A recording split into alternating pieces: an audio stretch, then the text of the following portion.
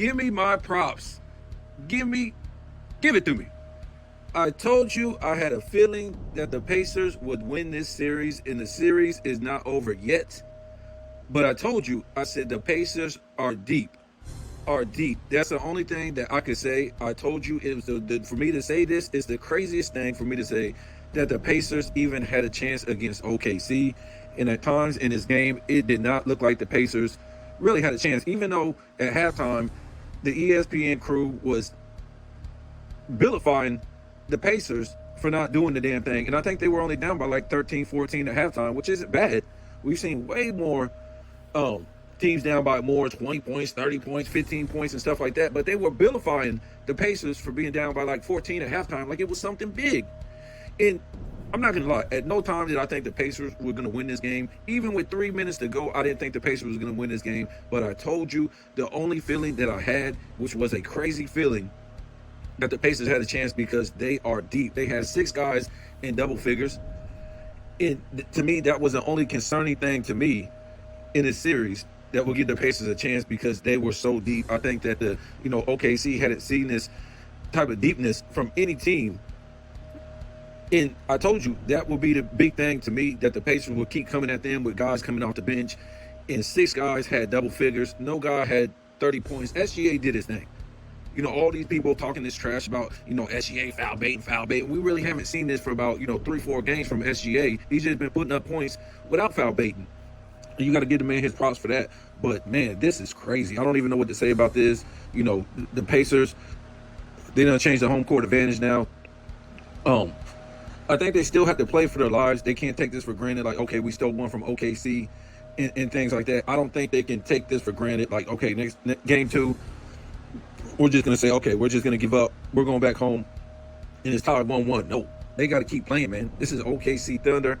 We saw OKC lose the first game to the Denver Nuggets, and they were able to come back and win that series. But, man, this is crazy. All these people that doubted the Pacers, and I told you guys, for me to even think that the Pacers would, win this series, which it's not over. I'm not trying to say they're going to win it or anything like that. They can get blown out in the next 4 games. But to me, like I said, the only reason why I was picking the Pacers, I had this intuition in this, just everything. Just because they were so deep. And they've showed this all playoff series. When they played the Knicks, when they played the Cavs, they just keep coming at you, man. They don't have nothing to lose. They're the underdogs. So we'll see what happens, man. There's really nothing that you can say in this game other than OKC pretty much choked this away. They're playing a number 4 seed. They're playing a team that, Indiana was trash at the beginning of the season. So, I don't know what to say. I'm stunned. Everybody's stunned. They just, I don't know. This is just the craziest thing I've ever seen. This is like, LA losing game 1 to the 76ers. And what was that? Was that 2001, I think? If I'm not mistaken. Or it might have been 2000. I forget which one it was. My head is just so out of it. But that was just like, the 76ers coming in to the Lakers, to LA, and still in that game 1. So this is crazy, man. This is like the biggest, stolen game since we've seen from a team. That did happen, right? Was it game? I think it was game 1, if I'm not mistaken. I think it was game 1 when the 76ers, the step over Ty Lue, when Allen Iverson did that, he stepped over him and stuff like that. But this is the biggest. This is the biggest since then, man. I can't remember a game like this when an underdog stole a game like this since that 76ers LA game. So we'll see what happens. To me, like I said, they could roll off 4 straight. We don't know this, but we'll see. I think Indiana will fight to the end, even if they lose 4 straight. This is crazy. Vegas wins again. Vegas wins again, and SGA had a chance to win this. I thought, we would be saying, you got to give SGA props. All these guys that were hating on him. I know he missed a game-winning shot that would have put him up, but you can't put this on SGA. It's just one of them things, man. This is crazy. I mean, I know you can't take nothing out of one game. We done seen this all playoffs and stuff like that. And, like I said, Denver took one game, the first game against OKC. So we'll see what happens. But this is Haliburton, man.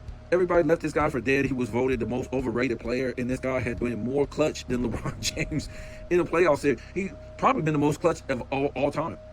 I'm not just trying to put LeBron James on the spot, but we all talk about LeBron James, but this guy, I think we got to say this guy has been the most clutch of all time in the playoff series. There's no doubt about it.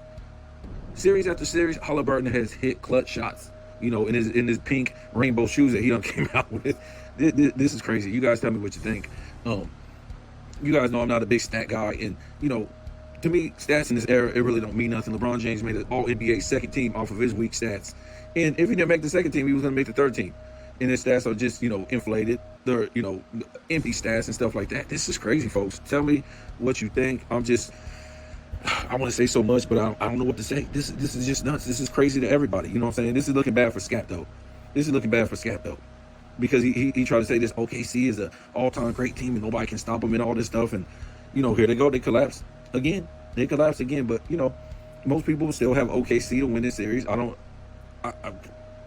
You can't say nothing against that. It's OKC. But, this does give the Pacers a chance to, maybe take this to a game 6, game 7, and OKC wins. But, I told you from the start that I have a feeling that the Pacers will win this because they're deep. They're deep. That's all I can tell you. I can't tell you that they got a better defense, better offense. It's just they got a team like OKC. OKC is deep. Nobody has been deep in these playoffs like OKC and the Pacers. Not the Cavs, not Boston. No other team has a deep team that just keeps coming at you like this, man. And I guess it just wears down on you and stuff like that. They made some adjustments. They took Turner out of the game, which some people might have thought that was a mistake because he was hitting all kind of threes and stuff like that. But that wasn't a big factor. But you got to give it to these guys. They never stopped. They kept fighting back, and they just kept. They were down. They were missing free throws. Siakam hit that ball out of bounds, and they lost the challenge and stuff like that. But man, tell me what you think.